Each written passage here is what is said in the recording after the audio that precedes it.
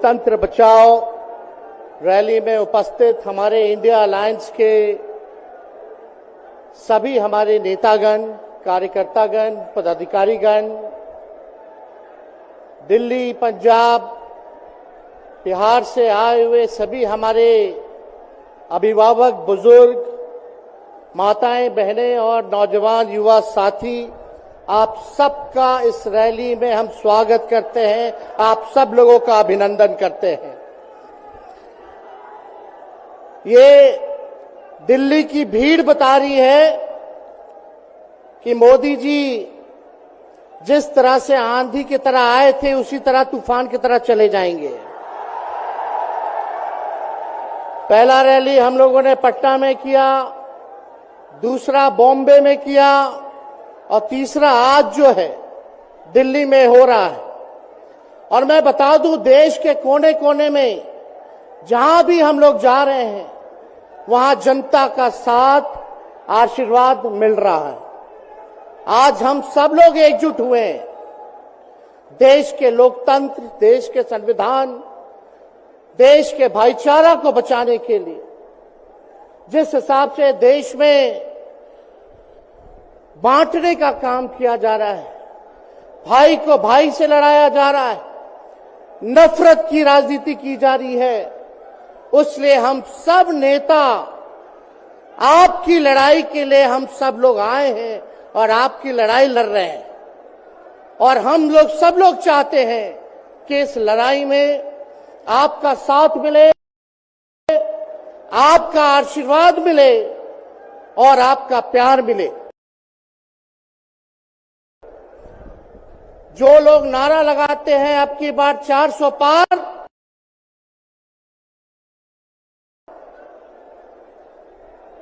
उनका मुंह है, कुछ भी बोलेंगे, लेकिन एक बात तय है, जनता ही मालिक है, आप मालिक हैं और आपको तय करना है कि देश के शासन में कौन बैठने का काम करेगा। आज यहां दिल्ली की जनता से पूछना चाहते हैं, वो लोग नारा लगा रहे हैं, टारगेट फिक्स कर रहे हैं, अब की बार 400 पार। ऐसा लग रहा है कि पहले से ही ईवीएम सेटिंग हो चुका है। ये लोग फिर भी आप लोगों से पूछना चाहते हैं कि आप लोग, ये लोग जो नारा लगा रहे हैं, क्या वो सच होगा या वो सत्ता से बेदखल करिएगा? हाथ उठा के बताइए, इनको सत्ता से बाहर करना है कि नहीं करना? आज हम सब लोग देख रहे हैं कि देश में अघोषित इमरजेंसी लागू हो चुकी है। देश में सत्ता में जो लोग बैठे हैं तानाशाह रवैया अपनाने का काम कर रहे हैं, घमंडी हो गए हैं लोग। और आज हम लोग किसी को गाली देने नहीं आ रहे, लेकिन जो आंख से देख रहे हैं वो बताने आ रहे हैं, जो महसूस कर रहे हैं वो बताने आए हैं। सत्ता में लोग जो बैठे हैं, विपक्ष का धर्म बनता है, कर्तव्य बनता है कि उनसे हम लोग सवाल करें। आज मेरा मानना है कि देश में सबसे बड़ा अगर दुश्मन है तो बेरोजगारी है, महंगाई है, गरीबी है। आज यहाँ लोग हैं, नौजवान हैं, नौजवानों से पूछना चाहते, बताओ कितने नौजवान यहाँ जो हैं मोदी जी ने नौकरी दिया? हाथ उठा के बताइए। कोई नहीं मिलेगा। मोदी जी ने कोई नौकरी नहीं दी, सब कुछ जो है प्राइवेटाइज कर दिया। और हम लोगों ने बिहार में, जब कांग्रेस लेफ्ट, इंडिया अलायंस की सरकार थी, 17 महीने में 5 लाख नौकरी हम लोगों ने देने का काम किया। आज किसान तबाह है, युवा परेशान है, लेकिन किसानों से मोदी जी को मिलने का समय नहीं है। मोदी जी मिलते तो प्रियंका चोपड़ा से मिलेंगे, किसानों से नहीं मिलेंगे। अक्षय कुमार को इंटरव्यू देते थे पिछले चुनाव में, इस बार बिल गेट्स को बुला करके इंटरव्यू देने का काम कर रहे हैं। लेकिन किसानों की समस्या कैसे हल होगी ये नहीं बता रहे। किसानों से उन्होंने पिछले चुनाव में वादा किया था कि उनका आय दुगना करेंगे। आज किसानों पर मोदी जी ने तलवार चलाने का काम किया है, जो हमारे अन्नदाता हैं। इसलिए आप सब लोग हम लोग जब आवाज उठाते हैं, तब मोदी जी और उनकी जो सेल है पार्टी की, उस पार्टी का सेल में कौन है? ईडी है, सीबीआई है, इनकम टैक्स है। लालू जी को तो कई बार सताया गया, मेरे ऊपर मुकदमा किया गया, मेरी मां पर, मेरी बहनों पर, मेरे जीजाओं पर, मेरे पिता के जितने संबंधी थे सब पर केस मुकदमा किया। अभी बिहार चले जाइए, कई हमारे नेताओं पे छापेमारी चल रही है, कई जगह ईटी का रेड चल रहा है, आईटी का रेड चल रहा है, लेकिन हम लोग घबराने वाले लोग नहीं। आज देश में जिस हिसाब से हेमंत सोरेन जी को और अरविंद केजरीवाल को गिरफ्तार करने का काम इन बीजेपी के लोगों ने किया है, तो उनको हम बता दें कि इनके गीदड़ भपकी से हम लोग डरने वाले नहीं हैं।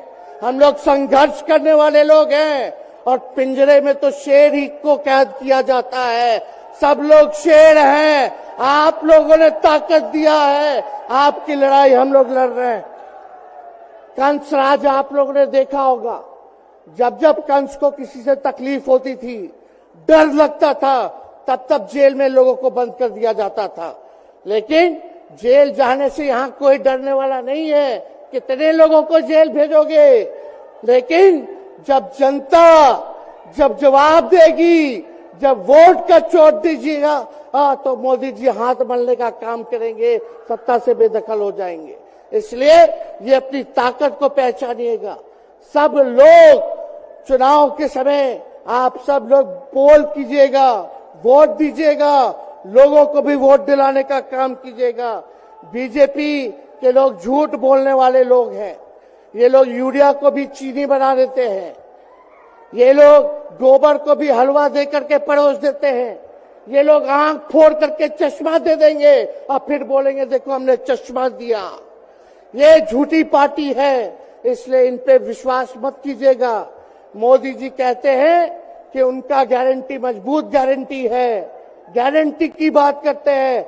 हम बोलते हैं मोदी जी की गारंटी वैसे ही गारंटी है जैसे चाइनीज माल होता है, 2-4 बार इस्तेमाल करोगे और वो गारंटी जो है खत्म हो जाता है, टूट जाता है, खराब हो जाता है।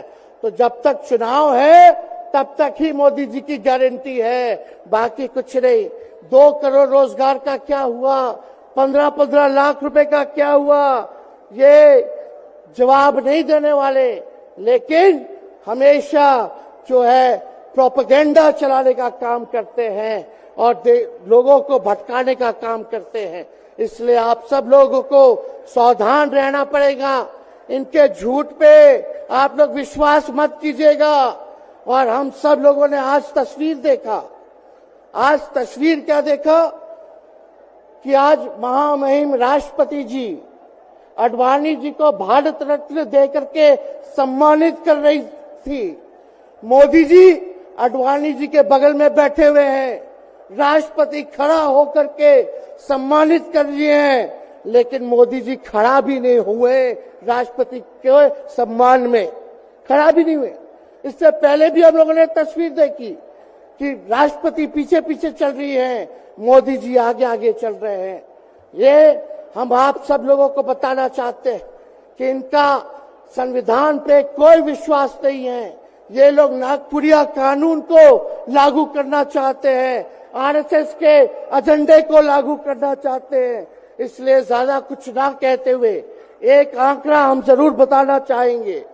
देश में इंटरनेशनल लेबर ऑर्गेनाइजेशन ने सर्वे किया है, उसमें आंकड़े हैं कि आज देश में बेरोजगारों में से 83% युवा है। पढ़े लिखे युवाओं में बेरोजगारी लगभग 65% है। ग्रामीण क्षेत्रों में सिर्फ 17.5% युवाओं के पास ही काम है। यानी भारत की आत्मा गांव में 82% युवा आज बेरोजगार हैं और मोदी जी इसके बारे में कोई काम नहीं किया। आप एक बार विश्वास कीजिएगा, अगर इंडिया सरकार की अलायंस की सरकार बनती है तो नौजवानों को हम लोग नौकरी देने का काम करेंगे, बेरोजगारी को दूर करेंगे। और जाते जाते बहुत सारे नेताओं को बोलना है, लेकिन एक अंत हम करेंगे एक गाने के साथ। और आप लोगों ने गोविंदा का फिल्म का एक गाना सुना होगा कि तुम तो धोखेबाज हो, वादा करके भूल जाते हो। रोज रोज मोदी जी तुम ऐसा करोगे, रोज रोज मोदी जी तुम ऐसा करोगे, जनता जो रूठ गई तो हाथ मलोगे। अरे तुम तो धोखेबाज हो, वादा करके भाग जाते हो।